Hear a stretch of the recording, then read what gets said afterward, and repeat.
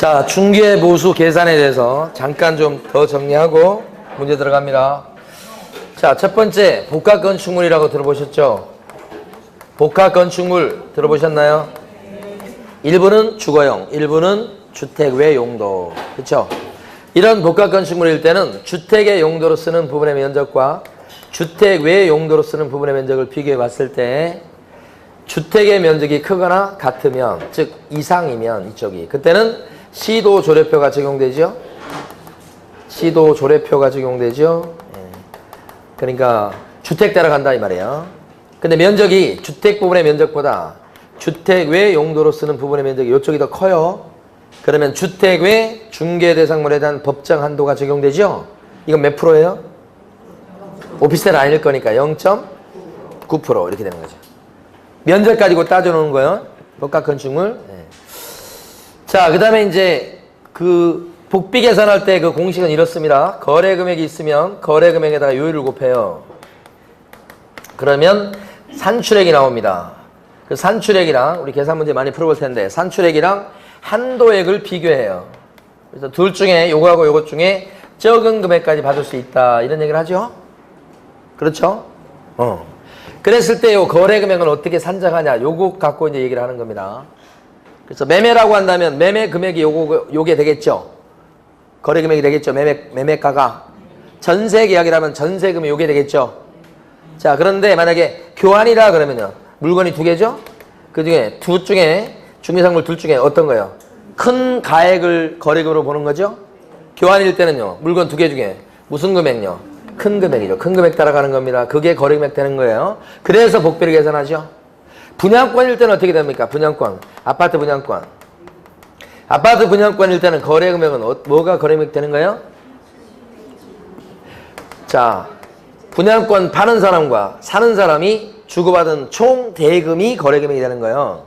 그 총 대금이 거래 금액이 되는데 그 총 대금을 우리 판례는 뭐라고 얘기하냐면 이 총 대금이 바로 자, 분양회사의 실제 납입한 금액 플러스 뭐예요? 프리미엄. 요거 합친 금액이 총 대금이 된다. 요 총 대금이 뭐가 돼요? 거래 금액 돼요. 그래서 복비 계산한다고 하죠. 그 다음에 임대차일 때는 어떻게 돼요? 월세가 있는 임대차. 그때는 보증금. 그죠? 예를 들어서 설명드려보면 자, 보증금 1000에 월세가 70짜리입니다. 그러면 이때 거래 금액을 어떻게 계산해요? 월세 곱하기 100 더하기 원래 보증금. 그럼 얼마 나옵니까? 8,000 나오죠, 8,000? 이 8,000이 뭐가 돼요? 거래 금액이 된다. 이 말이죠. 월세가 아닌 임대차는. 그런데 예를 들어서 보증금 1,000에 월세가 30만 원입니다. 이렇게 되면 월세 곱하기 100을 해서 더하기 원래 보증금 이렇게 하죠. 그럼 여기에 3,000에다가 더하기 4,000 나오죠, 이렇게. 이렇게 합산한 금액 4천만 원이 5천만 원이 안 되면 다시 계산하는 수가 있죠, 여기는. 그래서 다시 계산하면 곱하기 70 이렇게. 그러면 7, 3, 21, 2,100만 원. 거기에다가 뭘 더해요? 1,000을 더합니다. 그러면 거래 금액은 얼마가 되는 거예요? 3,100이 됩니다. 이렇게 계산하는 거 곱하기 70으로 다시 계산하는 수가 있는 거 곱하기 100으로 계산하는 거 두 가지가 다 있죠? 그래서 시험 문제는 이게 제일 많이 나옵니다. 임대차가. 아파트 분양권 조금 나오고. 그 다음에 뭐가 있냐면 요거 있죠, 요거. 요 부동산의 주인이 A인데 이걸 B한테 3억에 팔고요. B가 요런 형태의 문제도 많이 나옵니다. B가 A한테 그대로 그 물건을 2억에 전세를 놨다. 이러면 중간에 개업공인인사분이 어떻게 되세요? 개업공인인사분이 두 건의 계약을 알선해 준 거죠. 요렇게. 그렇잖아요? 그랬을 때 복비를 받을 때 이게 주택이라면 복비를 갖다 매매권 받고 전세권 받고 두 건을 원래 다 받아야 정상인데 우리 법에서는 물건이 하나고 당사자가 둘 다 매매계약의 당사자도 A, B, 전세계약도 A, B 당사자가 같고 한꺼번에 두 장을 썼다면 동일한 기회 그랬을 때는 이때는 전세권에 대한 복비를 뭐요? 할인해 주죠? 뭐만 받도록 합니까? 매매 한 건. 그래서 매매 계약에 관한 금액만을 거래 금액으로 해가지고 복비를 계산한다. 그렇게 법을 정해놨죠? 요거. 이때는 세 가지가 같아야 됩니다. 동일한 중개상물, 동일한 당사자, 동일한 기회. 그쵸? 요것도 시험에 잘 나옵니다. 요것도. 제일 많이 나온 건 물론 임대차지만 위아래 다. 그리고 이제 실비가 있습니다. 실비 부담. 실비는 법이 인정하는 게 딱 두 개밖에 없어요. 하나가 권리관계를 파악하면서 쓴 실비 요거하고 또 하나 인정되는 게 아까 봤던 반환채무 이행 보장과 관련된 실비가 있죠. 이게 뭐냐면 개공이 예치명의자일 때 발생하는 실비예요. 이것은 개공이 소개하면서 권리관계를 파악하면서 들어간 실비를 얘기하는 거. 두 가지만 인정이 되는데 그 실비 부담자가 다르죠. 권리관계 등 확인에 소요된 실비는 매도인처럼 이전 의뢰인한테 받아낼 수 있는 게 이게 정상이죠. 반환채무 이행 보장과 관련된 실비는 누구한테 받을 수 있는 거예요, 이건? 그렇죠. 매수인처럼 취득 의뢰인한테 받을 수 있는 거죠, 이렇게. 그래서 비용 부담자가 누구냐, 이걸 바꾸면 안 됩니다. 그래서 암기를 해버리셔요. 권리관계 등 확인에 소요된 실비는 이전 의뢰인. 반환채무 이행 보장에 관련된 실비는 취득 의뢰인. 그래서 권량이 반쯤 어떻게 했다고요? 취했다고요. 권량이 구별하셔야 돼. 권량이 반쯤 취했다. 이건 개공이 예치명의자일 때 쓴 비용 얘기하는 거예요.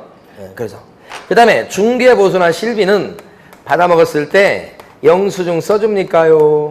중개보수 받았을 때 영수증 써줍니까요? 어때요? 중개보수 받았을 때 영수증 써주냐고요? 안 써주죠? 써주란 얘기가 없죠? 근데 입찰 대리했을 때 배신청 대리보수는요, 영수증 써줍니까? 대리보수. 대리보수 영수증 써줍니까? 그때는 써주라고 돼 있죠? 이건 써주고요. 중개보수는요, 안 써주고요. 대리보수는요, 써주고요. 끝났습니다, 이제. 자, 문제 풉니다, 이제. 138페이지 보시면 2번 문제를 풀어보십니다. 2번.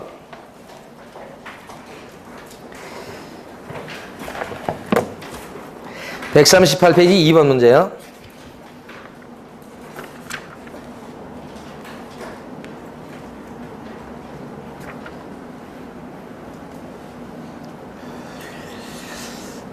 자, 2번에 1번은요. 초과 보수다, 초과 실비다 그러면 금지행입니다요. 따라서 임등치고요. 등록 취소될 수 있으며 1학년 일반입니다. 1번 맞고요. 2번은 오피스텔인데 85제곱미터 이하고 부엌, 화장실, 욕실을 갖추고 있다. 이렇게 되면 이것은 가나 오피스텔입니다요. 그럼 이건 매매는 0.5, 임대차는 0.4, 매매 교환까지가 0.5예요. 맞습니다. 1,000분의 5가 0.5죠. 그 다음에 3번 같은 경우는 주택 외 중개상 물건입니다. 이때는 매매든 교환이든 임대차 등 전부 다 뭐예요? 1,000분의 9죠. 그 다음에 4번은요. 실비 받을 수 있는 게 두 가지죠. 권리관계 등 확인에 소요되는 실비. 또 하나가 반환채무 이행 보장에 소요된 실비. 두 가지죠. 그래서 맞고요. 4번은 맞고 5번은 이게 어려워요, 여러분. 자, 개업 공인인사는 주택의 중개대상물에 대하여 이렇게 돼 있죠. 이게 틀린 건데 주택 외 중개대상물에 대하여 외자가 들어가야 됩니다. 주택 외 중개대상물에 대해서 거기까지 끊으시고 이걸 통해서 알아놓으시면 돼요. 중개보수 요율 범위 안에서 여기까지 끊으시고 보수 요율 범위 아니라는 게 주택 외 물건일 때는 0.9예요. 아시겠죠? 앞에 걸 지금 어떻게 오셔야 된다고요? 주택이 아니고 주택 외 중개대상물에 대해서 중개보수의 요율 범위 안에서 거기가 0.9%를 얘기하는 거예요. 그 다음에 자 거기까지 끊었죠. 범위 안에서 끊고요. 실제 자기가 받고자 하는 중개보수의 상한 요율을 거기까지 끊으시고요. 실제 자기가 받고자 하는 중개보수의 상한 요율은 아까 0.9% 범위 안에서 정하라 이겁니다. 그렇죠? 원래 합의해서 받도록 돼 있으니까. 그래가지고 그 다음에요. 중개보수 실비의 요율 및 한도액표 요게 시도 조례표입니다요. 그 시도 조례표에 명시해야 된다 이렇게 돼 있다고요. 그러니까 주택 이게 중개보수 실비의 요율 및 한도액표가 주택에 대한 시도 조례표 얘기하는 거예요. 주택에 대한 시도 조례표에다가 주택 외 물건에 대해서 0.9% 범위 안에서 실제 받고자 하는 최고요율을 거기다 적어라 이 말이에요. 중개업소에 가서 꼭 구경을 해보세요. 적혀있나? 적혀있어요. 그런데 거기 보면 가로 열고 이렇게 보통 이렇게 요새는 막 큽니다 이렇게. 근데 거기 보면 오늘 뭐 시간 되시면 꼭 가서 구경하세요. 이렇게 가로 열고 이렇게 돼 있어요. 근데 거기에 대한 매직 같은 걸로 써놔요. 그럼 0.9라고 대부분 적혀 있어요. 0.9%로. 요 범위 안에서 정하라고 그랬어요. 그러니까 0.9% 되고 아니면 0.8도 되고 0.7도 되고 돈 안 벌려고 하면 0.2도 돼요. 그러면 이 부동산 사장님이 받겠다고 작심한 최고 요율을 여기다 적어놓는 거야. 그럼 0.2로 적어놨다 그러면 뭐예요? 주택 외 물건, 토지나 상가 같은 거 했을 때 0.2% 받겠다는 뜻이요. 많이 받으면. 이렇게 적어놓은 사람이 있을까요? 한 명도 없어요. 다 어떻게 적어놨겠어요? 이렇게 적어놨어요. 이렇게. 주택 외 물건은 시도 조례표가 있습니까? 없습니까? 없어요. 그렇지만 주택에 대한 조례표 밑에다가 적어놓으라고 돼 있다고. 그래서 중개업소에 들릴 일이 있으면 가서 꼭 구경을 하시면 이 조문 이해하는 데 도움이 돼요. 전부 다 이렇게 적혀있다. 0.9% 적혀있어요. 그래서 여기서는 지금 5번 지문은 주택이 아니라 주택 외 중개대상물에 대하여 라고 해야지 맞습니다. 어렵습니다. 자, 이번에는요 쭉 넘어가셔서 6번 문제를 풀어보십니다. 6번 빨리 푸셔야 됩니다.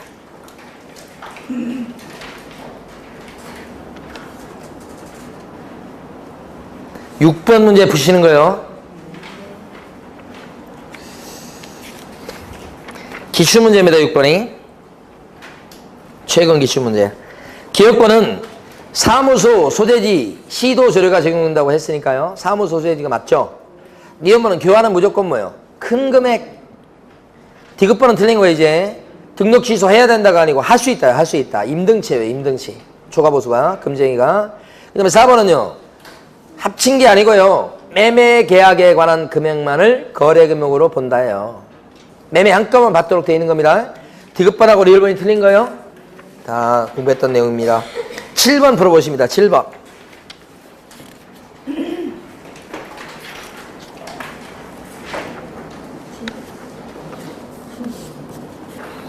자, 7번에 1번이 맞는 말이고요. 7번에 1번은 반환채무 이행 보장에 관련된 실비입니다. 즉 개공이 예치명의자일 때 발생했던 실비를 받아내는 겁니다. 이때는 취득의뢰인한테 받는 거 맞죠? 매수인 임차인 같은 1번은 맞는 거. 3번을 먼저 봐요. 3번은 권리관계 등 확인에 소요되는 실비죠? 누구한테 받습니까? 3번. 권리관계 등 확인에 소요되는 실비는 매도인 같은 임대인 같은 이전 의뢰인한테 받는 거 맞죠? 그래서 3번은 틀리고 1번은 맞고 그렇습니다. 4번은 오피스텔이에요. 가나 오피스텔이에요. 근데 무슨 1천분의 9예요.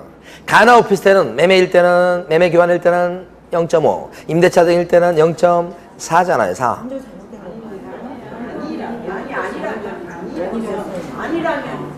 뭐가요?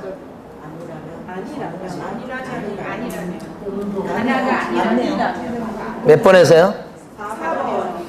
오피스텔의 경우 전용 면적 85제곱미터 이하이면서 전용 부엌과 화장실, 욕실을 갖춘 경우가 아니라면 1천분의 9 이내에서 협의하여 받을 수 있다. 아니라면 그럼 맞는 거네요. 개업 공인인계사가 계약금 등의 예치를 권고해서 이거네 이거. 1번은 왜 틀렸냐면요. 금융기관 명의로 지금 예치를 해놨다고 돼 있어요. 그거 잘못 봤어요 제가. 금융기관 명의로 예치해놓으면 개공 명의로 예치한 게 아니죠. 그럼 개공은 지금 돈 관리한 게 아니죠. 그럼 개공은 지금 이때 무슨 실비를 갖다가 뭐 누구한테 청구하고 그럴 수 있는 상황이 아니죠. 자기가 돈을 관리하는 게 아니니까. 저는 그 상대방만 봤는데 거기가 틀렸네요. 1번 틀렸어요. 제가 잘못 봤습니다. 자, 그래서 빨리 안경을 바꿔야 돼 지금. 이게 막 감으로 읽는 거예요 지금. 힘이 해가지고. 그래서 3번이 그렇고요. 3번은 1번 3번 아시겠죠? 1번 3번 일단 반환채무 이행 보장이라고 한다면 취득의뢰인, 3번 권리관계라고 하면 이전의뢰인. 그건데 1번은 틀린 이유가 뭐 때문에? 개공이 예치명의자가 된 게 아니고 금융기관이 예치명의자가 된 거니까 이건 받을 수 있는 상황이 전혀 아니라는 거죠. 그래서 1번이 틀리다는 거고. 그 다음에 이제 4번은 요것은 1천분의 9가 맞겠어요. 4가지 가나 요건 중에서 한 개라도 못 갖추면 그때는 뭐요? 나머지 오피스텔로 들어가요. 나머지 오피스텔은 0.9예요.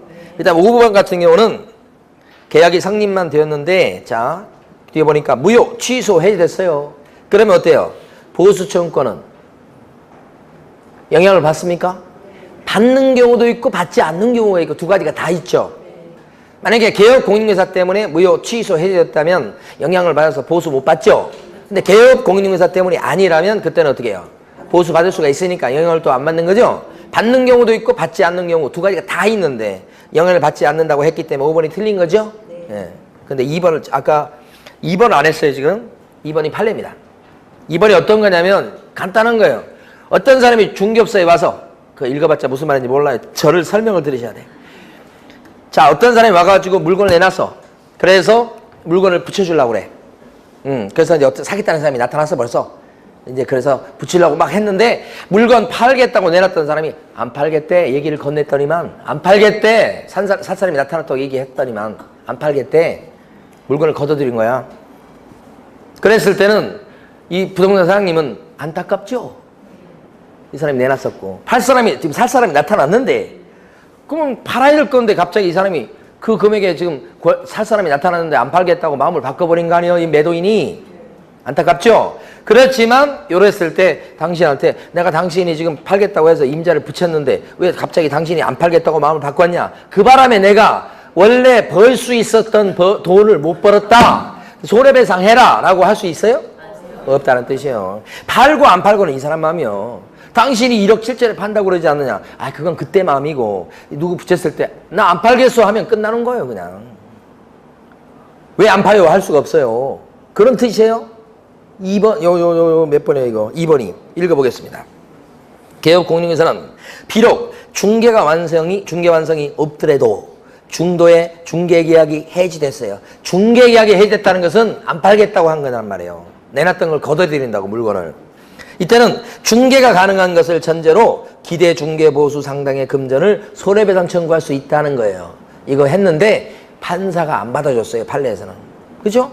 팔고 안 팔고는 이 사람 마음이잖아요. 왜 처음에 합된 얘기고 다르냐. 그건 소용없어요. 마음이 바뀔 수도 있는 거 아니에요. 어떤 건지 아시겠죠? 네, 그래서 안 나올 겁니다 이거. 근데 이런 판례가 있다고요. 자 145페이지 12번 문제 풀어보십니다. 145페이지 12번.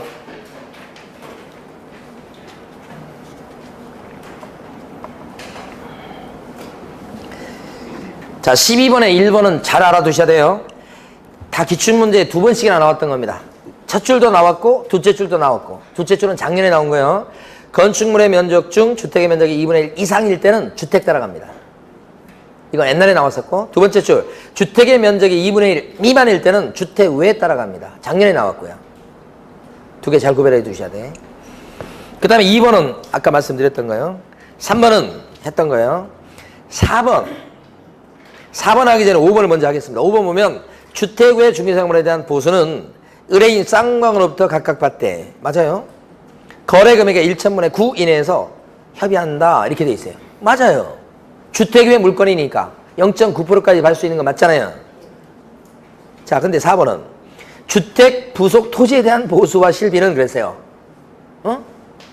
단독주택인데 대지 부분을 얘기하는 거예요.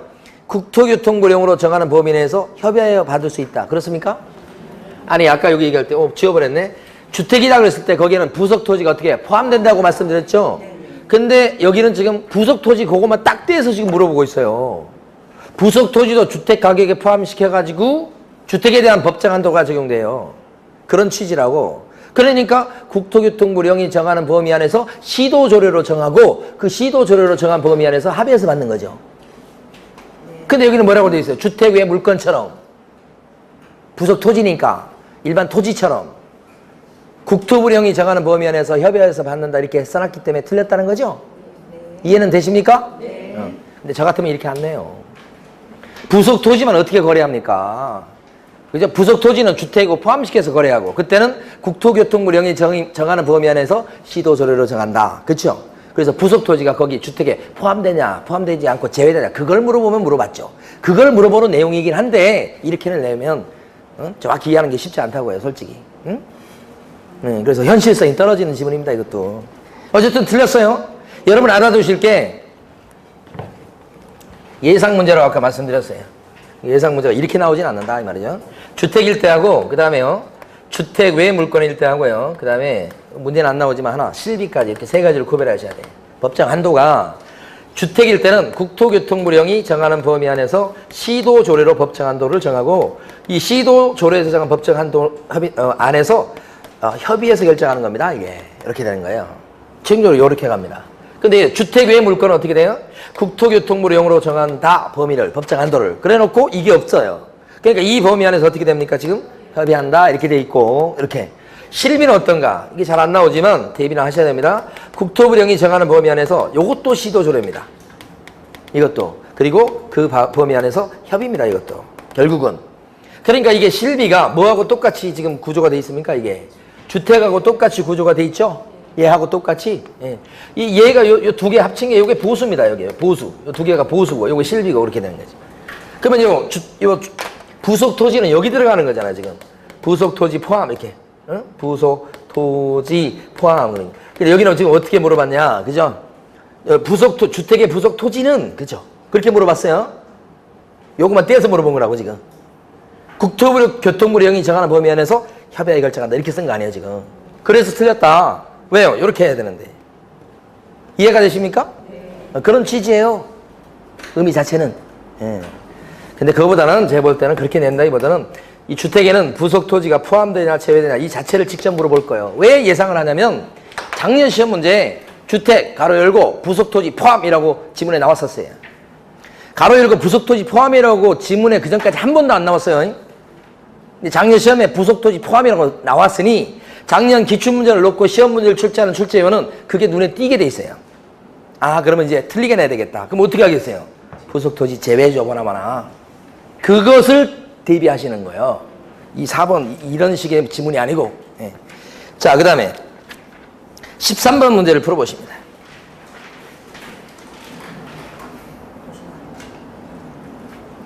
실제 납입한 금액 플러스 프리미엄. 딱 1억이잖아요. 그럼 이때 주택에 대한 거니까 이게 아파트 분양권이 조례표에 따라서 0.5%잖아요. 50만 원이에요. 한도액 있습니까? 80만 원 있잖아요. 한도액 안 넘었죠. 둘 중에 적은 거 50만 원과 80만 원 중에서 적은 거 50만 원이잖아요. 자, 문제에서 묻고 있는 건 일방입니까? 쌍방 총액입니까? 총액을 물었으니 얼마예요? 100만 원이지, 100만 원. 정답 2번이죠? 쉬운 문제입니다. 14번 문제 풀어보시고.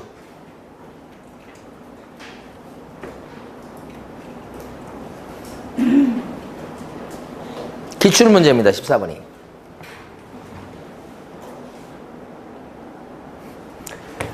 자, 집을 주택이죠. 을한테 2억에 팔고 을은 이 주택을 갖다가 경락에 3천에 20인가요? 보증금 3천에 월세 20만 원? 이렇게 월세를 놨습니다. 그러면 매매건이 2억짜리고 그 다음에 월세건이 요게 3천에 20짜리야. 이렇게 판 거죠. 이렇게 팔고 이게 세를 놓고 이렇게 된 거죠. 이랬을 때 여기서요. 요 일단 주택이니까 매매건 복비 먼저 계산해 보세요. 2억이다 그러면 첫 번째 포인트 2억이다 그러면 주택에 대한 거니까 조례표 0. 얼마예요? 4예요? 5예요? 4 맞습니까? 네. 80만 원이요. 한도액은요? 한도액 있습니까? 2억 이상 6억 미만 칸에 들어가니까 한도액은 없잖아요. 80만 원이요? 없어요. 그럼 80만 원. 요건 어떻게 돼요? 이건 환산해야 되죠.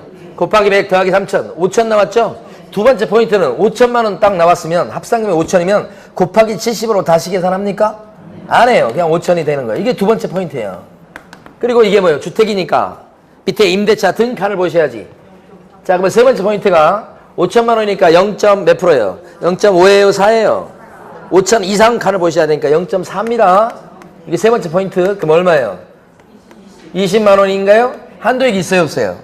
얼마요?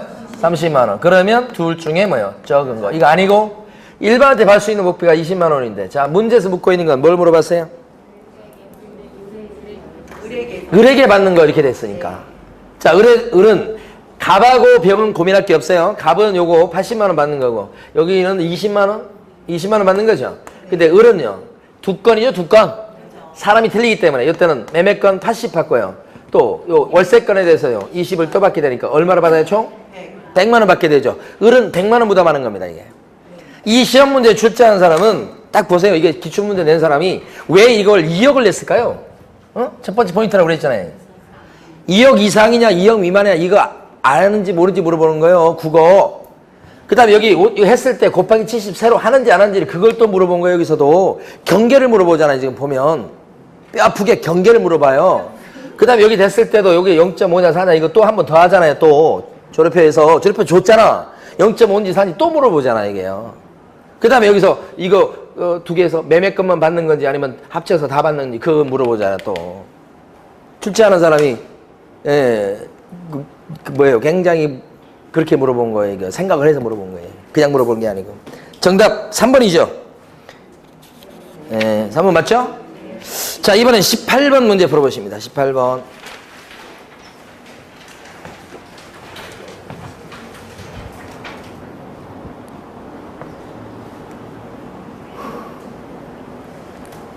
자, 여기는 이것도 생각을 많이 해서 낸 겁니다. 주택의 면적이 지금 어떻게 된다고 그래요?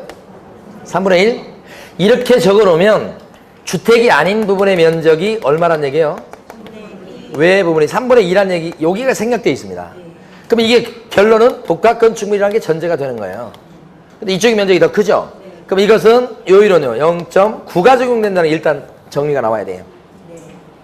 그 다음에 두 번째, 요거 가만히 보면 복합건축물이긴 한데 이것을 A, B인가 모르겠는데 이렇게 매매를 하고 B가 그대로 A한테 뭐 하는 거예요? 임대 낮춰 지금 월세로 같은 물건을 같은 사람이 매매도 하고 임대차도 하고 이렇게 두 건을 한 거란 말이에요. 그때는 이거 아니고 이것만 계산한다는 게 두 번째 포인트잖아요.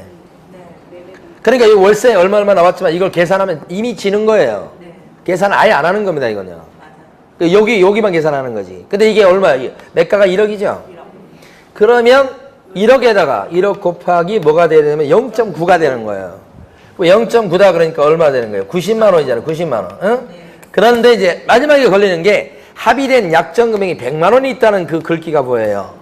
약정을 100만 원 했지만 이게 지금 많이 받아야 90만 원 받을 수 있는데 그걸 넘어갔잖아요. 이랬을 때는 전부가 무효가 아니고 초과 부분만 무효죠. 그럼 받을 수 있는 돈은 얼마예요? 90이에요, 90. 그거 얘기하는 거예요. 세 개를 물어본 거예요, 이게. 물어보는 게. 자, 그 다음에 19번 문제 풀어보십니다.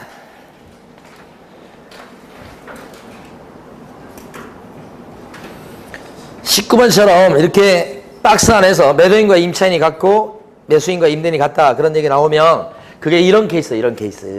그럼 매매한 것만 계산해야 되니까 1억 8천 곱하기 이게 주택이니까요. 주택이죠, 주택. 0.5를 곱하면 90만 원 나왔죠. 그런데 한도 금액이 80만 원 있잖아요. 그러면 둘 중에 작은 거니까 80입니다. 80. 근데 문제에서 묻고 있는 건 일방입니까? 쌍방 총액입니까? 일방을 물었으니까 정답은 1번이죠. 다음 페이지요. 20번 문제. 최근 기출문제입니다. 20번.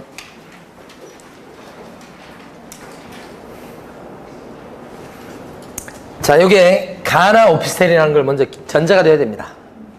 가나 오피스텔 그렇게 되면 매매 교환은 0.5, 임대차는 0.4인데 여기는 일단 임대차니까 0.4%라는 게 전제가 돼야 됩니다.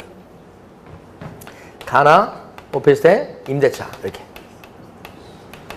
두 번째는 월세 환산하는 걸 하셔야 됩니다. 보증금 2천에 월세가 얼마입니까 지금? 25만 원? 네. 이거 묻는 거죠. 곱하기 100을 하면 2,500 더하기 2,000 더하면 4,500 이 합산 금액이 5천만 원이 안 됐으니까 다시 계산하죠? 그 70으로 다시 계산하는데 여기까지를 암산으로 해버릴 수 있죠 사실은.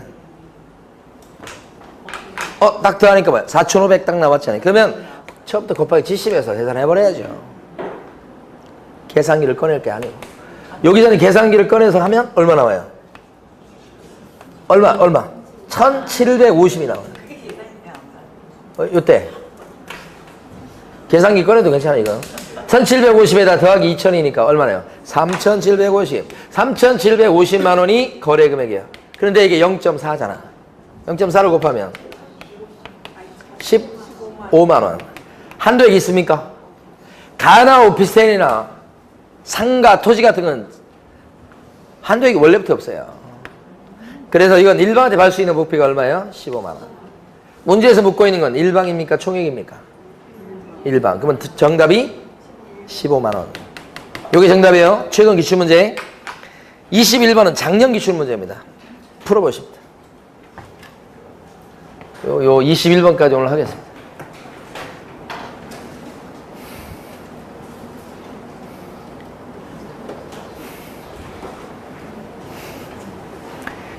자, 이게 주택이라는 게 일단 전제가 돼야 됩니다. 근데 하나는 매매건이고 하나는 이제 월세건입니다. 임대차라고 나오는데 월세건. 자, 매매건은 이게 매매가가 6천입니다. 6천. 그러면 조례표를 보셔야 돼요. 주택이니까. 6천이라 그러면 조례표에 따르면 5천 이상 2억 미만 칸에 들어가니까 0.5%입니다. 박스에 보시면.